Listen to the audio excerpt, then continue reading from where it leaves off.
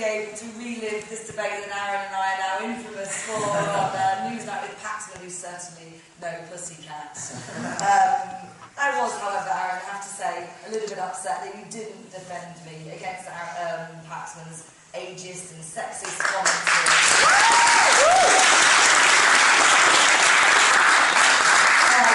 I also thought it was rather disgraceful that at a time when education is being violently attacked by the government and the media portrayal of this, you, Aaron, rather than defend your students, you choose to attack them on top of everything that they're doing to them too.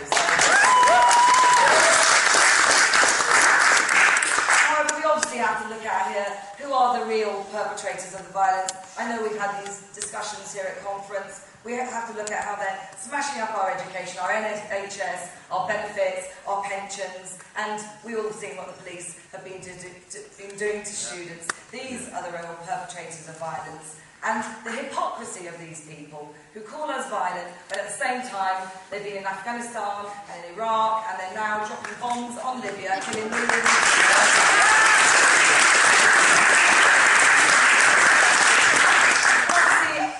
Question is here, how do we build a mass resistance?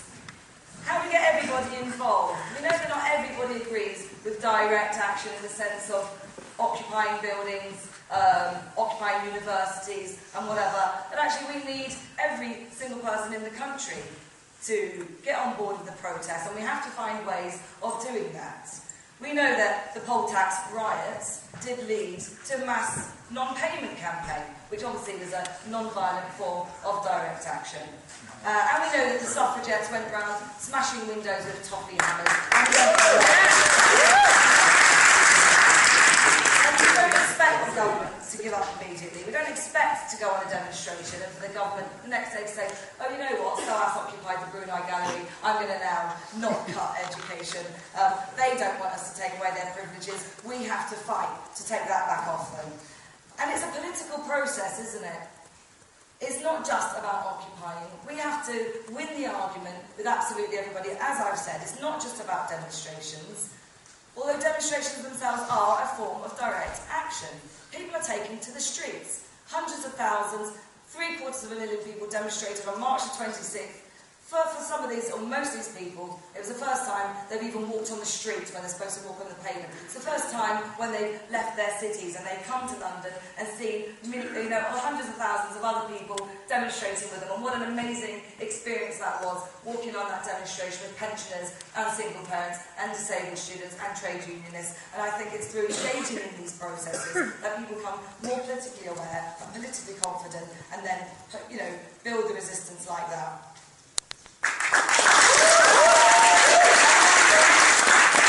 What we have to remember, though, is that everybody has to go through this process. It's not just about a small group of militants that want to occupy Fortnum and Masons. It is about everybody, and that, Aaron, I think is where we do actually agree.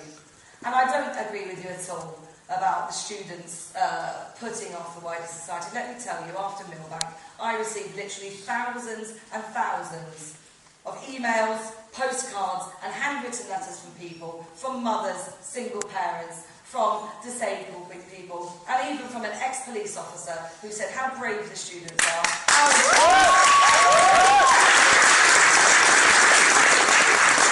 And gave us £10 for the pots. So there you go. We sparked off the demonstrations that we saw on March the 26th. The students gave confidence to the wider society. If students can do it, then we can do it, and we need to continue doing this. The last thing the government wants is a repeat of the poll tax.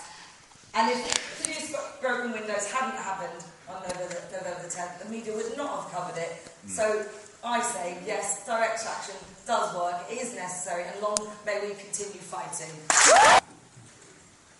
I would say very briefly that when people feel that they've been let down by the democratic process, i.e. they've not been, either they've been betrayed or they've not been offered any credible options, then it certainly makes direct action more likely, and I think, probably more extreme as well.